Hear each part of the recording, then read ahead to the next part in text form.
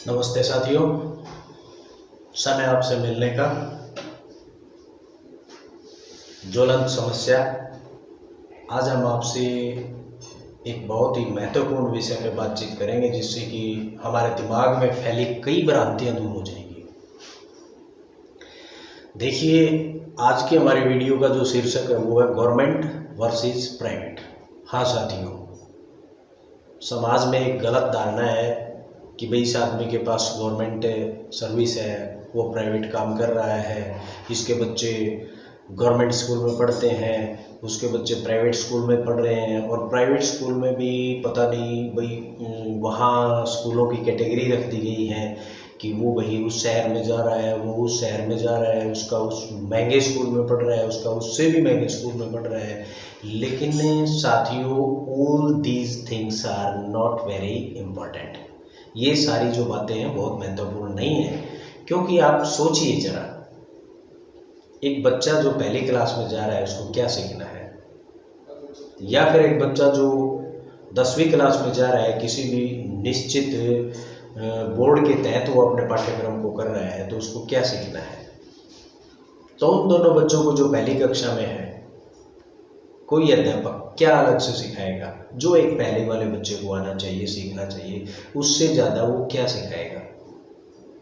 ठीक इसी प्रकार से एक 10वीं का जो बच्चा किसी स्कूल में पढ़ रहा है, किसी बोर्ड के पाठ्यक्रम के अधीन पढ़ रहा है, उस पाठ्यक्रम को छोड़ करके अलग से वो बहुत दूर वाला स्कूल, बहुत महंगे वाला स्कूल क्या अलग से सिखाएगा? एक बार सोच के देखिए आप। यानी कि मैं आपको एक उदाहरण देता हूँ। फॉर एग्जाम्पल, एक 2 किलो की थैली है, पॉलीथीन है, और उसके अंदर यदि हम गुड़ या कोई अन्य वस्तु 4 डाल दें, 3 डाल दें, तो क्या वो चलेगी? नहीं, वो फटेगी, क्योंकि उसकी कैपेसिटी से ज़्यादा उसके अंदर डाला जा रहा है।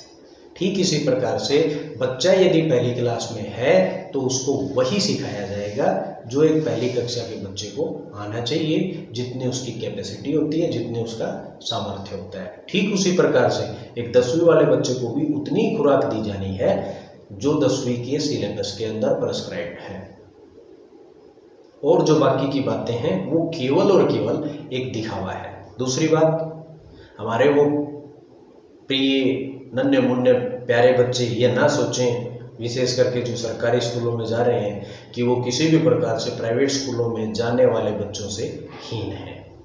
नहीं, वो उनसे ऊपर है, बल्कि मैं तो ये कहूँगा। कारण उसका देखिए, 5 उंगली तो बराबर नहीं होती है, लेकिन फिर भी हमने कई जगह देखा है, सुना है, मामले सामने आए हैं कि भाई जो रिकॉर्ड का मामला है वो कई प्राइवेट स्कूलों का अधूरा होता है, पूरा नहीं होता है। कईयों के पास मान्यता नहीं होती है, बच्चों को इधर उधर एक दूसरे के पास सेट कर देते हैं। जबकि सरकारी स्कूल के अंदर ऐसा नहीं होगा। वहाँ का रिकॉर्ड आपको मजबूत मिलेगा, वहाँ के आपको स्टाफ के जो सदस्य हैं, सहकर्मी जो भी हैं, पढ़ाने वाले जो भी अध्यापकगण हैं, वेल क्वालिफाइड मिलेंगे आपको, अच्छे प्रकार से पढ़े लिखे, अनेक प्रकार की अनेक परीक्षाओं को पार करने के बाद फिर जो है वो गवर्नमेंट सेक्टर में पहुंच पाते हैं। इसलिए मेरे ख्याल से सरकारी जो स्कूल के बच्चे हैं वो एक अच्छे स्टाफ के पास पढ़ते हैं, और भाई नहीं पढ़ाने वाला तो गवर्नमेंट स्कूल में भी नहीं पढ़ाएगा और प्राइवेट स्कूल में भी नहीं पढ़ाएगा। दूसरी बात है, आप लोग उन अध्यापकों से लीजिए जो आप लोगों को पढ़ाते हैं, जरा उनके बैक, उनके इतिहास को एक बार आप उठा करके देखिए, उनसे पूछिए कि भाई आप कहाँ पढ़े हो। आपको सारे पढ़ाने वाले स्वयं सरकारी स्कूल से पढ़ करके यहाँ तक पहुँचे हैं। आपके जितने भी ऑफिसर्स हैं, class 1 officers, IPS, IAS, IFS, वो सारे सरकारी स्कूलों में ही पढ़ने के बाद ऑफिसर्स बने हैं। तो आज की उस युवा पीढ़ी से, उन बच्चों से मेरा अनुरोध है, मेरी विनती है कि सरकारी स्कूल में जाने वाले विद्यार्थी किसी भी प्रकार से अपने आप को हीन ना समझें, और उनके अंदर एक हीन भावना नहीं होनी चाहिए। आजकल सरकार आपको स्कूलों के अंदर ऐसी ऐसी सुविधाएं दे रही है जो कि प्राइवेट स्कूल के अंदर आपको कहीं भी और कभी भी नहीं मिल सकती। इसके विपरीत आके आप एक बहुत मोटे खर्चे से बच जाते हो। भारत जैसे कृषि प्रधान देश के अंदर, जहाँ 1 एकड़ के अंदर बहुत कम मात्रा में पैदावार होती है, जैसे कि हम उदाहरण ले लें सरसों की खेती का, तो एक बच्चे के ऊपर 1 एकड़ की सरसों एक स्कूल में दे दी जाती है फीस के लिए। तो वो जो माँ बाप पूरे परिवार का बोझ उठाए हुए है, उसका काम कैसे चलेगा। तो इसलिए हमें अपने खर्चे की तरफ देख करके भी सोचना चाहिए कि भाई हमारे लिए प्राइवेट स्कूल ठीक है या सरकारी स्कूल ठीक है। अगली बात आती है,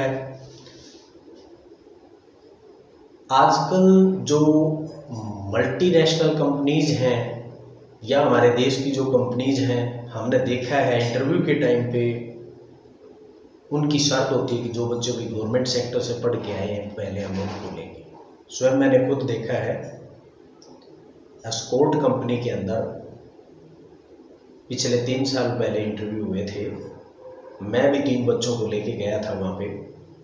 तो वहाँ पर एक शर्त रख दी गई थी कि भाई वो बच्चे पहले आए जिन्होंने गवर्नमेंट स्कूल से 10वीं 12वीं ITI या पॉलिटेक्निक किया है, आफ्टर दैट अदर्स, उसके बाद दूसरे आए।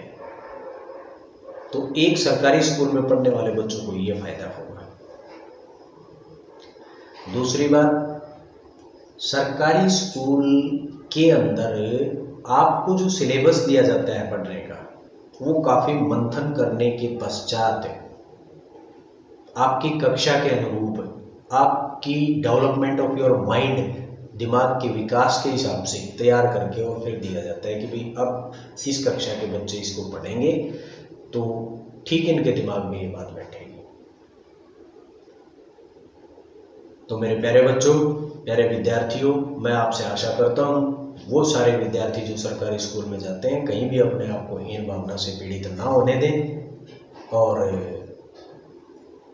अपने पैसे को बचाने के लिए, अपने समय को बचाने के लिए, अपने माँ बाप की खून पसीने की कमाई को बचाने के लिए कृपया और कृपया करके सरकारी स्कूल के लिए तैयार रहिए और आने वाले दिनों के अंदर सरकारी स्कूल में एडमिशन लीजिए। इसमें आपका भी भला है, समाज का भी भला है, माँ बाप का भी भला है, हर तरह से भला ही भला है। और बाकी तो भाई अपनी अपनी सामर्थ्य होती है।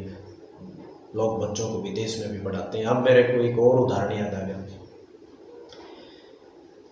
जो विदेश में पढ़ के आ गए वो क्या कर रहे हैं, वो आपकी उंगलियों पे नाचते हैं। आप वोट दे करके उनको आगे भेजते हो, फिर वो हमारे महत्वपूर्ण पदों पे बैठे हैं। लेकिन हमारे देश की जो प्रशासनिक इकाई है, यानी कि जो ऑफिसर्स हैं, उनकी गिनती उनमें नहीं, वो केवल और केवल वोट के बल पे आगे राजनीति कर रहे हैं सिर्फ। और आप लोग ऑफिसर बनते हो, आप लोग पुलिस विभाग में जाते हो, आप लोग सैन्य विभाग में जाते हो, पता नहीं आप लोग जो है हमारे पूरे समाज की जो स्ट्रक्चर होती है, रचना होती है, उसकी ये जो हमें बड़े बड़े पद चाहिए, उन सब के अंदर आपकी भागीदारी होती है। तो प्यारे बच्चों, इसी के साथ एक बार फिर नमस्कार और अपने आप को ठीक रखिए, व्यस्त रखिए, मस्त रखिए और एक ये जो महामारी चल रही है इससे बचने का पूरा प्रयास कीजिए। घर से बाहर ना जाइए और घर बैठे पढ़ते रहिए और अपने आप को हमेशा सरकारी स्कूल के लिए तैयार रखिए। धन्यवाद।